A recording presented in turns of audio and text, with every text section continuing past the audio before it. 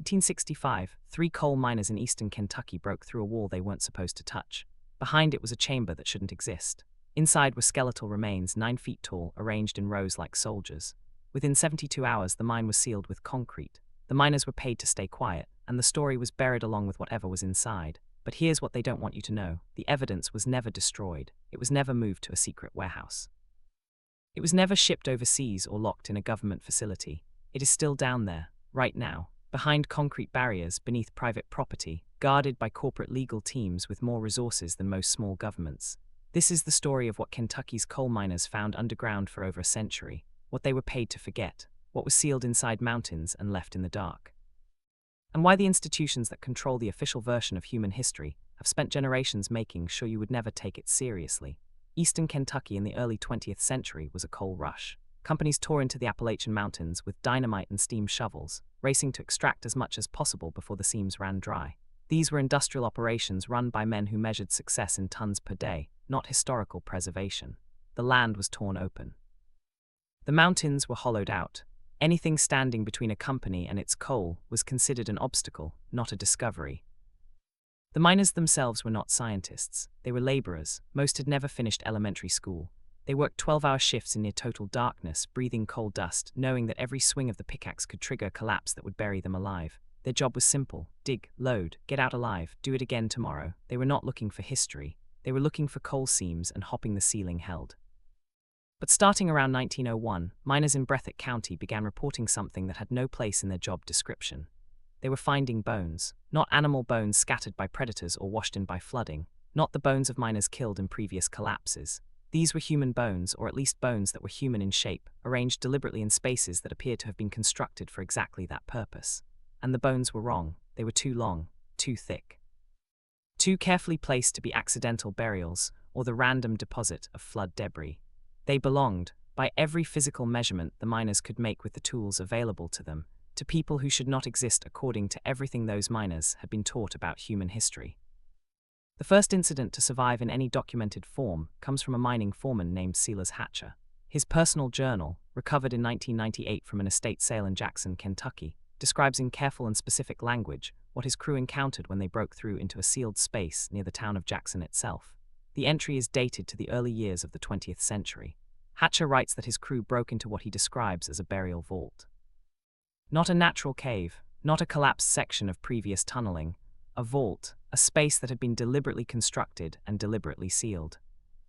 Inside that vault were 7 skeletons. Hatcher measured them personally. Each one fell between 8 and 10 feet in length. The skulls were proportional to the bodies, but showed features that Hatcher, writing without any academic framework for what he was seeing, described as different from any skull he had seen before. The most striking detail he recorded was that the skulls appeared to contain double rows of teeth. The femurs, the large bones of the upper leg, were thicker than the handles of the sledgehammers his crew used daily. These were not the remains of people with gigantism, the medical condition that produces extreme height through hormonal irregularity. Gigantism produces elongated bones with characteristic fragility. What Hatcher's crew found was massively built, dense, heavy, the bones of something that had been in life enormously powerful. Hatcher reported the find to his supervisor the same day. Within a week, a doctor had been brought in from Lexington to examine the remains. The doctor took measurements. He collected samples. He wrote a report. That report was never published, never submitted to any academic institution, never shared with any newspaper or government agency. 2 weeks after the doctor's visit, the entire section of the mine where the vault had been found was backfilled with rubble. The entrance was blocked. The space was gone. Hatcher's journal entry for that period ends with a single line that captures something important about what it meant to be a working man in the coal fields of Kentucky in that era. He wrote, "They paid us double wages for the month and told us the vault was empty when we opened it. We all knew better, but we all took the money." That line is not the statement of a man who was confused about what he saw. It is not the statement of a man who later came to doubt his own memory. It is the statement of a man who understood exactly what had happened, who knew that the trade he had accepted was wages for silence, and who recorded the transaction in his private journal because some part of him could not let it go entirely without documentation. He took the money. He stayed quiet. And 60 years later, someone found his journal at an estate sale, and the story survived. The pattern that Hatcher's experience established would repeat itself with remarkable consistency for the next 6 decades. Miners would break into chambers. They would find skeletal remains of unusual size arranged in ways that suggested deliberate burial. They would report what they found. The mine would be sealed. The story would die. The men would be paid.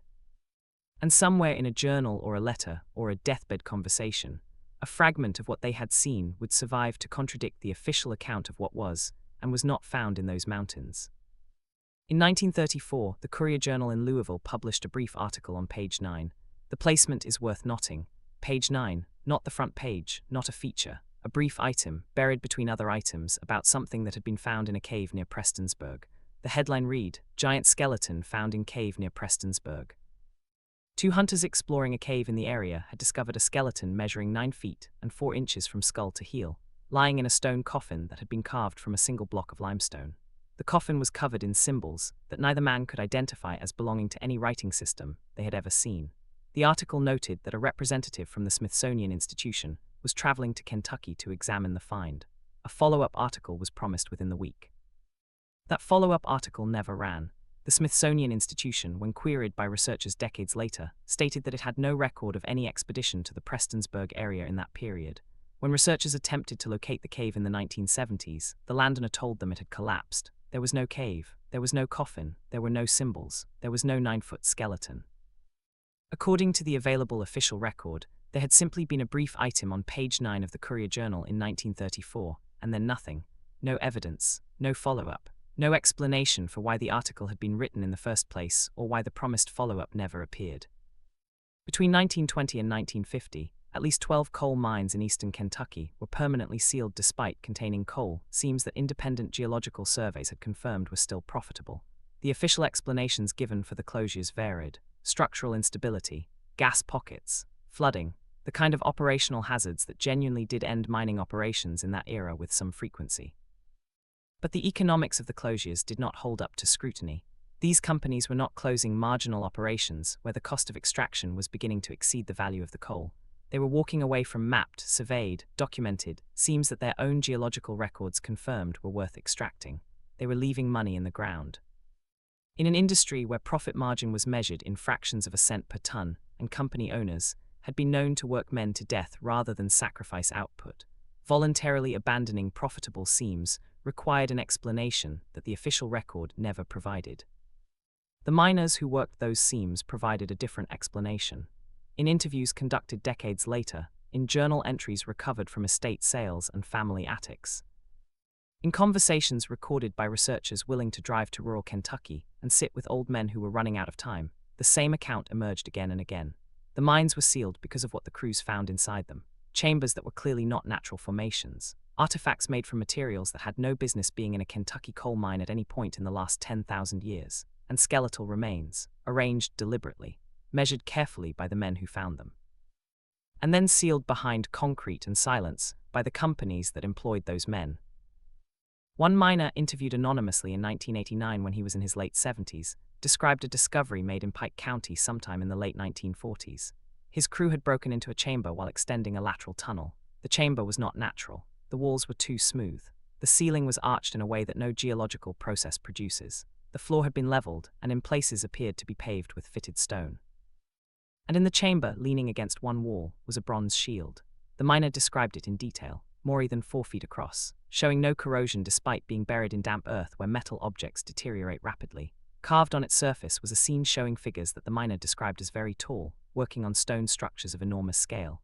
The figures in the carving were not the same size as the human figures that appear in the art of cultures the miners would have recognized. They were larger. Proportionally, systematically larger. Foreman confiscated the shield before anyone could examine it further. He told the crew that discussing what they had found would end their careers in Kentucky coal. The following week, that section of the mine was dynamited and sealed with concrete thick enough that no subsequent ground-penetrating survey has been able to image through it. The miner who described this in 1989 had spent 40 years in the coal industry after that discovery. He had kept the agreement. He had not discussed it. But in 1989, retired and ill, he talked to a researcher who had come to his house and asked the right questions. And what he described was consistent, in its essential details, with what Silas Hatcher had written in his journal, what the 1934 newspaper article had briefly described, and what dozens of other miners across 6 decades of Kentucky coal mining had reported when they finally allowed themselves to speak. The question that these accounts collectively demand is not whether unusual things were found in eastern Kentucky's coal mines across the first half of the 20th century. The documentation is too consistent for that question to be the right one. The question is what those things were, who put them there, and why the discovery of their existence was treated, consistently and at considerable economic cost, as something that needed to be buried rather than studied. There is a specific moment in the history of American journalism when the giant skeleton story disappears. Not gradually, not through a slow decline in reader interest or a shift in editorial priorities. It disappears the way a light goes out when someone throws a switch. 1 decade the stories are there, regular enough to be almost unremarkable, appearing in reputable papers across the Ohio Valley and Appalachian regions, quoted by doctors and local officials, described with the kind of specific detail that serious journalists applied to serious subjects. And then they stop. The follow-ups don't run. The promised investigations don't materialize. The Smithsonian representatives who were reportedly en route to examine the finds arrive nowhere in the official record. And the institutions that might have been expected to respond to the physical evidence those stories described respond, instead, with silence so complete it has its own texture. Understanding what that silence means requires understanding what the journalism looked like before it went quiet, because the pre-1920 record is not thin. It is not a handful of questionable items in small circulation regional papers that could be dismissed as local color or frontier exaggeration. It is a substantial body of reporting in publications with established credibility, describing finds that were measured, witnessed by multiple people, and in many cases examined by individuals with professional credentials. The pattern of that reporting is too consistent across too wide a geographic range and too long a time period to be explained as coordinated fabrication. Newspapers in Ohio, West Virginia, Kentucky, Indiana, and Illinois were not in the habit of collaborating on elaborate hoaxes for no commercial purpose. They were in the habit of reporting what local correspondents sent them when that reporting was verifiable and the correspondents were credible. In 1894, the New York Times published an article under the headline Bones of Prehistoric Giant Found. The article described a Smithsonian expedition operating in West Virginia that had uncovered a skeleton measuring 7 feet and 6 inches from skull to heel, with an unusually large cranium and bone density significantly beyond the normal human range. The remains were being transported to Washington for study, the article stated. A full scientific report would follow. The New York Times in 1894 was not a publication given to printing fabrications about prehistoric giants for entertainment purposes. It was among the most serious newspapers in the country. Its reporters applied standards of verification that would be recognizable to any working journalist today. The item it published about the West Virginia skeleton was presented as straight news, sourced to a named Smithsonian expedition, with specific physical measurements and a stated destination for the remains. No full scientific report followed. The remains are not in any documented Smithsonian collection. When researchers in the 20th century submitted Freedom of Information requests and archival queries seeking documentation of the expedition described in the 1894 article, they received responses stating that no relevant records could be located. The expedition either did not happen, which would mean the New York Times published a fabricated news item sourced to a federal scientific institution without any consequence or correction, or it did happen and the records of what it found were removed from the institutional archive at some point between 1894 and the date of the query. Jim Vieira spent 15 years compiling newspaper accounts of giant skeleton discoveries across North America. The collection he assembled contains over 1,500 individual items drawn from publications across the country, spanning roughly the period from 1850 to 1940. These are not items from sensationalist publications operating at the fringes of journalistic respectability. They include reporting from the Chicago Tribune, the New York Times, the Boston Globe, the San Francisco Chronicle, and dozens of smaller but established regional papers. They describe finds in Ohio burial mounds, West Virginia cave systems, Kentucky coal mines, Indiana agricultural fields, and dozens of other locations across the eastern half of the continent. They quote physicians who examined the remains. They quote local officials who witnessed the excavations. They describe measurements taken with standard instruments by people who understood what they were measuring. And they describe, with a consistency that becomes striking when the full body of reporting is examined as a whole, remains that do not fit within the known parameters of human skeletal variation. The Smithsonian Institution appears in this record with notable frequency, not as a skeptical voice questioning the reports, but as a participant. Smithsonian expeditions are described conducting excavations that produced large skeletal remains. Smithsonian representatives are described arriving at sites where unusual finds had been made by farmers or miners or cave explorers, examining those finds, and transporting them to Washington for study.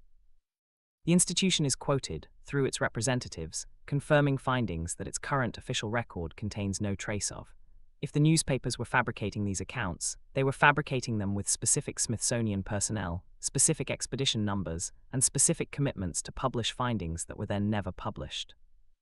That is a level of coordinated and purposeful deception that would require the participation of multiple editors, reporters, and ostensibly real Smithsonian officials across a period of several decades, and a geographic range spanning the entire eastern seaboard and Midwest. The alternative, that the finds happened and the record of them was subsequently removed from the institutional archive, requires accepting something that most people find deeply uncomfortable. But discomfort is not evidence of impossibility. What is documented is this. A researcher named Ross Hamilton spent years cross-referencing the newspaper accounts in Vieira's collection with the Smithsonian's published annual reports from the same period.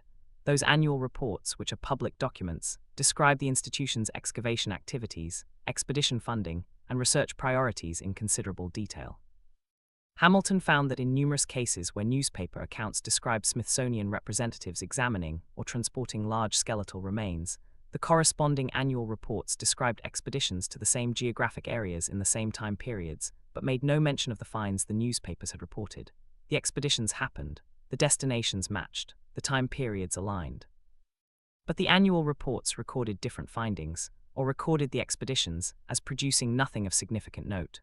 Either the newspaper reporters were fabricating the presence of Smithsonian personnel at sites those personnel were documented to have visited for other purposes, or the annual reports were edited to omit findings that had been made and reported during those expeditions. The Courier-Journal article from 1934 about the limestone coffin near Prestonsburg is a useful case study in how the disappearance works at the local level. The article is real. It exists in the newspaper's archive. It was written by a named reporter, appeared on a specific page, and made specific claims that were, at the time of publication, presented as verified. A 9'4" skeleton in a carved limestone coffin covered in unidentified symbols. A Smithsonian representative en route, a follow-up promised. The follow-up never ran. No correction was ever published stating that the original article had been in error. The story simply ended. It did not end because it was investigated and found to be false. It ended because it was not followed up, and in the absence of a follow-up, it was quietly absorbed into the category of things that happened once in the newspaper record, and then ceased to have any existence in the official account of what is real. This is how suppression works at its most effective, not through dramatic intervention, not through agents arriving at newspaper offices and demanding that articles be pulled. That kind of suppression leaves traces. It creates records of confrontation and resistance. The more effective version works through the simple withdrawal of institutional support for a story. If the Smithsonian does not confirm, the story cannot be followed up. If the mine is sealed before independent researchers can access it, the physical evidence cannot be independently verified. If the landowner says the cave collapsed, the site cannot be examined. The story does not get retracted, it gets stranded.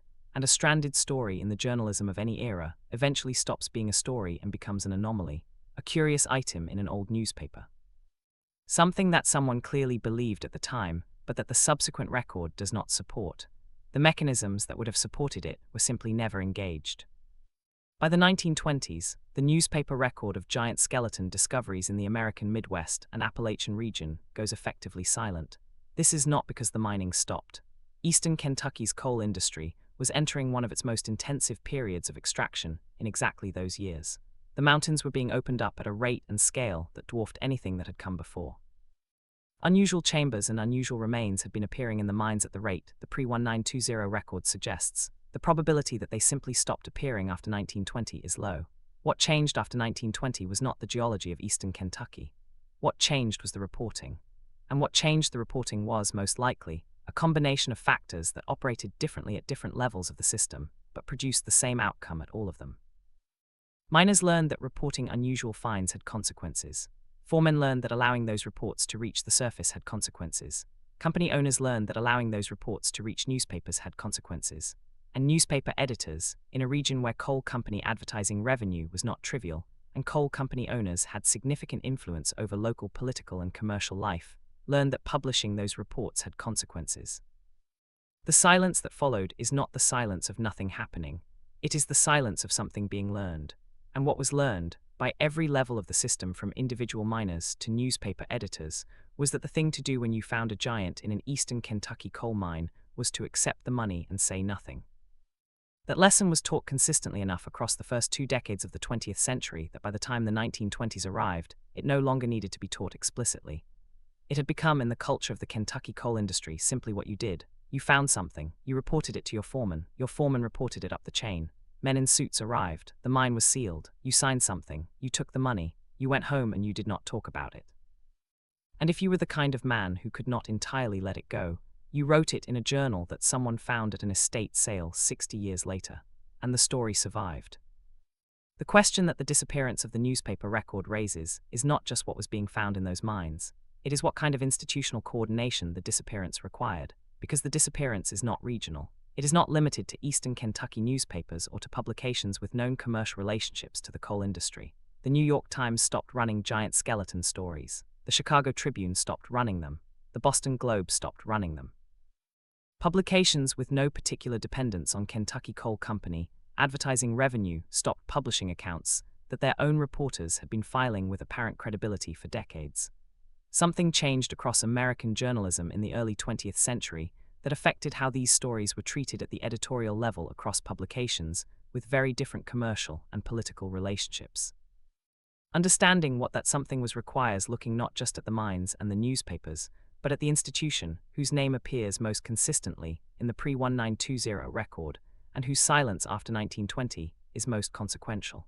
The Smithsonian Institution did not just stop confirming giant skeleton discoveries after 1920. It began, when queried about its pre-1920 activities in this area, to state that no relevant records existed, and the implications of that statement, taken seriously, are significant enough to require their own examination. The Smithsonian was founded in 1846 with a mandate described in its founding legislation as the increase and diffusion of knowledge. Between 1880 and 1920, it funded and conducted dozens of archaeological expeditions across the United States, with particular concentration in the Ohio River Valley and Appalachian regions, where the newspaper record of unusual finds was most dense. The official record of those expeditions, as preserved in the institution's annual reports and published research, describes findings consistent with the standard archaeological narrative of North American prehistory: native pottery, stone tools, human remains of typical size, the material culture of the cultures that mainstream archaeology has identified as the inhabitants of these regions prior to European contact. The newspaper record of those same expeditions, in many cases, describes something different. It describes Smithsonian representatives examining and transporting remains of unusual size. It quotes those representatives making statements about the significance of what they had found. It describes findings being taken to Washington for study and promising that scientific reports would follow. And then the scientific reports did not follow. The remains did not appear in any published Smithsonian research. The annual reports recorded the expeditions without recording the finds the newspapers had described. And decades later, when researchers asked for documentation of what the newspapers had reported, the institution stated that no relevant records existed. There are 2 possible explanations for this discrepancy that do not require accepting the existence of a systematic institutional effort to remove evidence from the archaeological record. The first is that the newspaper reporters were fabricating the presence and statements of Smithsonian personnel at these sites, and that the institution never complained or sought corrections because the fabrications were too minor to merit the effort. The second is that the newspaper reporters were accurately describing preliminary field observations that were subsequently revised through more careful scientific analysis, and that the large skeleton claims were the result of measurement errors or misidentification that the Smithsonian's subsequent research corrected without ever publishing an explicit correction. Both of these explanations have problems. The first requires believing that multiple reporters across multiple publications fabricated the involvement of a major federal institution in stories about prehistoric giants, and that the institution itself never responded to these fabrications in any documented way. The second requires believing that systematic measurement errors of a very specific kind, consistently producing overestimates of skeletal size in the range of 2 to 4 feet, occurred across dozens of independent sites examined by different researchers over a period of 4 decades, and that the Smithsonian chose to address these errors by simply not publishing the corrected findings rather than by publishing corrections that would have clarified the record. Neither explanation is satisfying, and the explanation that the newspaper record is substantially accurate, that the Smithsonian expeditions did find what the newspapers reported they found, and that the institutional record was subsequently edited to remove those findings, is not more satisfying in any comfortable sense. It is simply more consistent with the totality of the available evidence. The newspapers reported what they reported. The Smithsonian's field representatives said what they are quoted as saying. The follow-up research was never published. The remains are not in any collection, and the records do not exist. That is the factual situation. What it means depends on which explanation you find least implausible, but the implausibility of the alternatives to systematic suppression grows with each additional case that fits the same pattern. And by the time you have examined 1,500 newspaper accounts, cross-referenced them with institutional records, traced the subsequent absence of the physical evidence those accounts describe, and mapped the geographic and temporal consistency of the pattern across 4 decades and a dozen states, the least implausible explanation is the one that requires accepting that someone, at some level of the system, made decisions about what the public record of American prehistory would contain. And made those decisions in a way that excluded a category of evidence that the contemporary journalism of the period had documented with considerable specificity and apparent credibility. The silence that settled over the giant skeleton story after 1920 is not the silence of a question that was asked and answered. It is the silence of a question that was asked and then made very difficult to ask again. The institutions that would have been required to validate the evidence withdrew from the conversation. The physical evidence was sealed underground or absorbed into collections where it ceased to be accessible. The journalism that had documented the finds stopped documenting them, and the culture of the Kentucky coal industry, which had been the primary source of new finds, developed a set of informal protocols for handling discoveries that ensured they would not reach public attention. What remains is the record that existed before those protocols were fully established. 1,500 newspaper accounts, a handful of journals recovered from estate sales. The testimony of old men who lived long enough to decide that the money they had taken for their silence was no longer worth more than the truth. And the sealed mines themselves, still in the mountains, still containing whatever it was that someone decided the world was better off not knowing about. There is a specific kind of knowledge that cannot be unknown once it has been encountered. It is not the kind of knowledge that arrives through argument or persuasion, or the gradual accumulation of evidence presented in controlled academic settings. It is the kind that arrives through direct physical confrontation with something that should not exist according to everything you have been told about the world. Jesse Combs had that kind of knowledge. He carried it for 33 years. Clayton Morris had it. He carried it for decades in the coal dust of his lungs, and the silence of a man who understood that what he had seen was not something the world around him was prepared to receive. Robert Cantrell had it. He tried to put it in an official report and was reassigned to a desk job for the attempt. And across 6 decades of eastern Kentucky coal mining, hundreds of men had it. They went underground as laborers and came back up carrying something that no amount of company money and no number of papers signed in supervisors' offices could entirely remove from the architecture of what they knew to be true about the world they lived in. This final part is about what that knowledge means now, not in the abstract, not as a philosophical proposition about the nature of historical truth or the ethics of institutional suppression, but concretely, practically, in terms of what the accumulated evidence actually establishes, what it cannot yet establish, what would be required to establish it fully, and why the gap between what the evidence suggests and what the official record acknowledges matters for anyone living in the present who has any interest in understanding the actual history of the place they inhabit.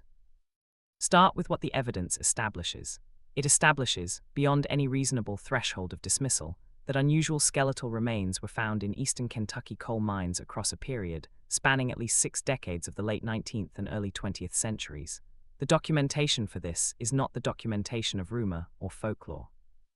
It is the documentation of named witnesses, private journals recovered from estate sales, newspaper accounts published in credible regional and national publications, official reports submitted by trained engineers and mine inspectors, and recorded testimony given by men in the final years of their lives who had nothing material to gain from the accounts they were providing. The consistency of that documentation across sources that had no systematic contact with each other, produced in different decades by different people in different circumstances, is not the consistency of coordinated fabrication. It is the consistency of independent witnesses describing the same category of physical reality from different angles and at different times. It establishes that the remains described in this documentation were not, in the judgment of the people who encountered them, the remains of individuals with gigantism or other known medical conditions producing extreme height. gigantism is real. It produces individuals who can reach 7 or even 8 feet in rare cases, and those individuals are characterized by specific skeletal features, including fragile elongated bones, characteristic joint deformity, and proportional irregularities that trained observers, and even untrained observers who have seen normal human skeletal remains, can identify. What the miners and inspectors and mine foremen described was not that. They described skeletal remains that were massively built. Dense, heavy, proportional, arranged in chambers with multiple other remains of similar size. The distinction matters because the gigantism explanation, which is the most common mainstream deflection applied to individual giant skeleton accounts, cannot be extended to populations. You do not find burial chambers containing multiple individuals with gigantism, arranged in deliberate formations with weapons and artifacts. You find isolated individuals with a hormonal condition. What was found in eastern Kentucky was not isolated individuals. It was populations, arranged with the care and deliberation that burial practices represent in every human culture that has ever existed. It establishes that the chambers in which these remains were found were not natural formations. The testimony of Robert Cantrell, a trained engineer whose professional competence was not disputed by the authorities, who subsequently pressured him to alter his report, is specific on this point. The chamber he documented in Harlan County in 1956 was 30 feet square, with a domed ceiling reaching 15 feet at its center. The walls were lined with cut stone blocks showing clear tool marks. The floor was leveled. These are not features that water erosion or geological process produces. They are features that construction produces. Cantrell knew the difference. He had spent his career in underground environments and understood, as any competent mining engineer would, what natural cave formation looks like and what human construction looks like. He stated clearly in his original report that what he had found was the latter. He was told to change that statement. He refused. His career in the Kentucky Mining Authority ended shortly thereafter. The mine was sealed within 30 days of his refusal. These are documented facts. They are not interpreted facts. They are the factual sequence of what happened, recoverable from the records that survive. It establishes that the corporate response to these discoveries was systematic and economically irrational by any standard measure of how profit-driven industrial enterprises behave. Coal companies in eastern Kentucky walked away from profitable seams. They spent money sealing mines that were generating revenue. They paid miners wages for silence at a time when labor was cheap and disposable, and there was no legal or commercial reason to do so. They brought in legal counsel and had documents prepared. They coordinated with medical professionals, and in some cases with institutional representatives, to ensure that physical evidence was either removed or secured before it could be independently examined. None of this behavior is consistent with a corporate culture that was simply trying to avoid the operational complications of an unusual archaeological find. All of it is consistent with a corporate culture that had been told, by someone with sufficient authority to be believed, that the discovery of these remains and the chambers that contained them represented a category of information that needed to be controlled regardless of the cost. It establishes that the Smithsonian Institution's official record of its archaeological activities in the Ohio Valley and Appalachian regions in the period between 1880 and 1920 is inconsistent with the contemporary newspaper record of those same activities in ways that cannot be fully explained by measurement error, editorial exaggeration, or the normal divergence between field observation and subsequent laboratory analysis. The institution's field representatives were quoted making statements that its published research never supported. Its expeditions visited locations where unusual finds had been reported and produced official records that made no mention of those finds. Its collection contains no physical evidence of the category of remains that its own representatives were contemporaneously quoted describing, and when queried about these discrepancies, it states that relevant records do not exist. That statement is either true, in which case a significant body of institutional records has been lost or destroyed, or it is false, in which case the institution is actively misrepresenting the contents of its own archive. Neither possibility reflects well on the reliability of the official record the institution maintains. Now move to what the evidence cannot yet establish. It cannot establish, from the documentation currently available, the precise nature and origin of the civilization or populations whose remains were found in these mines. The accounts describe physical characteristics, artifact types, burial practices, and construction methods. They do not, in most cases, describe anything that would allow a definitive identification of who these people were, where they came from, how long ago they lived, or what relationship they bore to the indigenous cultures that European settlers encountered when they arrived in North America. The Tartarian hypothesis provides a framework for interpreting this evidence, and that framework is internally consistent and accounts for a wider range of global archaeological anomalies than the mainstream model does. But internal consistency and explanatory breadth are not the same as proof. The Tartarian framework is a hypothesis. It deserves serious investigation. It has not yet received it from any institution with the resources to conduct that investigation properly. It cannot establish, from currently available evidence, the full extent of what remains sealed in eastern Kentucky's mines. The accounts describe individual chambers, individual sites, individual finds. They do not provide anything like a comprehensive map of what is underground in those mountains, or how widely distributed the chambers and remains might be. Clayton Morris described what sounded like an entire underground city beneath Perry County. Robert Cantrell described a single chamber in Harlan County. The anonymous miner from Pike County described a bronze shield and a sealed section. These accounts suggest that the finds were distributed across multiple counties and multiple decades of mining activity, but they do not establish the scale of what might remain. That scale could be modest. A handful of isolated burial chambers distributed across a region of active mining, or it could be what some of the more detailed accounts suggest. An extensive subterranean infrastructure built by a civilization whose engineering capabilities and physical dimensions do not match anything in the mainstream account of North American prehistory. It cannot establish, from the evidence currently available, precisely who made the decisions that resulted in the systematic suppression of these finds across 6 decades, and across the multiple institutional layers, corporate, journalistic, and governmental, that the suppression clearly involved. The coal companies made individual decisions to seal individual mines. But the consistency of those decisions across companies with different ownership, different management, and different operational histories suggests coordination at a level above the individual corporate entity. Someone, at some point, established a protocol for handling these discoveries that was understood and followed by a wide enough range of actors to produce the consistent pattern the historical record reflects. Who established that protocol, how it was communicated, and what institutional infrastructure maintained it across 6 decades of personnel turnover in the coal industry is not established by any currently available document.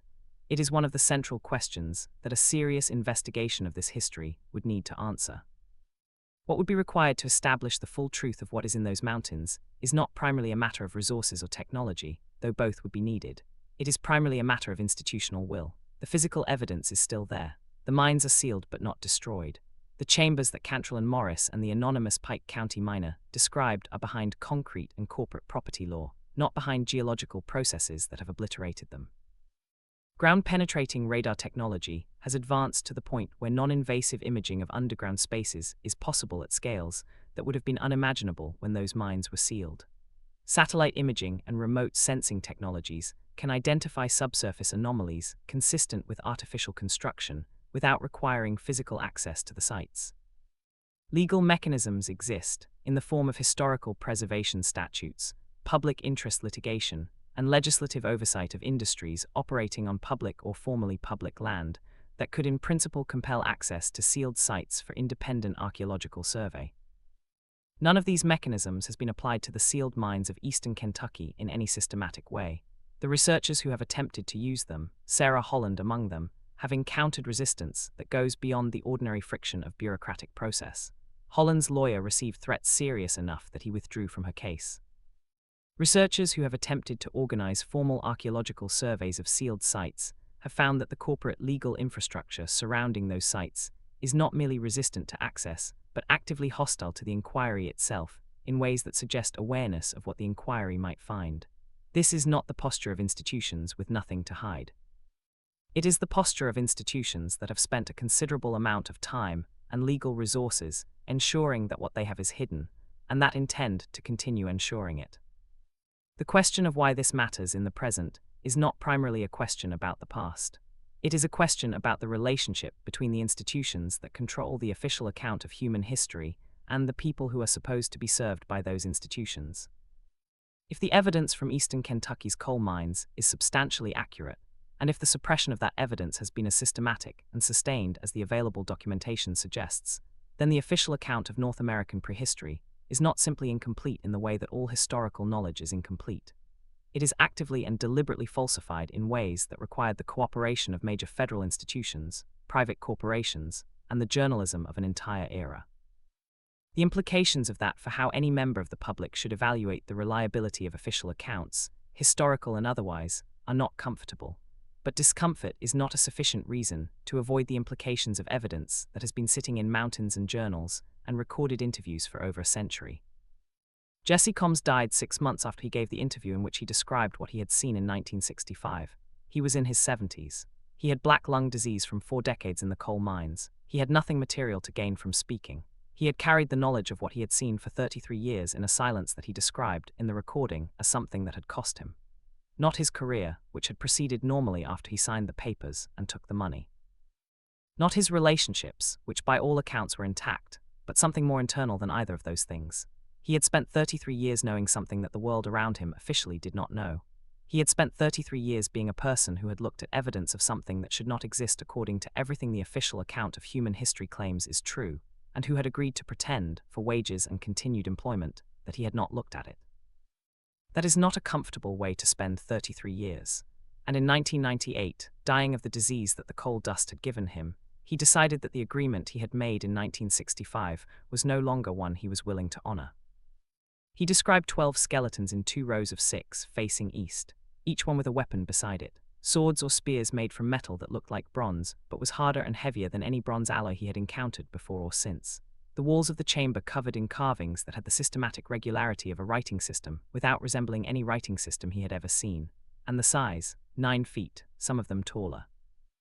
The bone structure of something that had been, in life, so far outside the parameters of normal human physical variation that the word human feels inadequate to describe it, even as the skeletal form is unmistakably, undeniably, recognizably human in its essential architecture.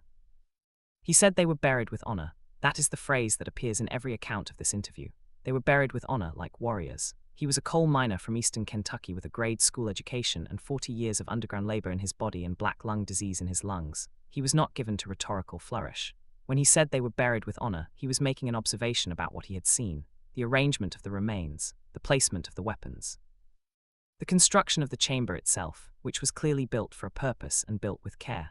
Whatever these people were, whatever civilization they belonged to, whatever history they inhabited that has been sealed away from the official account of who lived on this continent, and when they were buried by people who cared about them, who built chambers for them, who placed weapons beside them in the manner of warriors given their due, who sealed those chambers and left them in the mountains of eastern Kentucky, where the coal seams formed around them over geological time, and the coal companies eventually broke through the walls that had kept them hidden.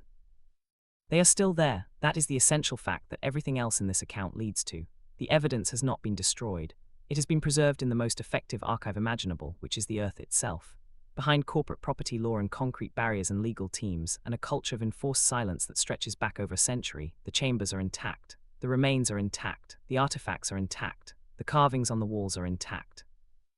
Ground-penetrating radar cannot see through the concrete that seals the most comprehensively blocked sections, but the concrete does not destroy what it covers.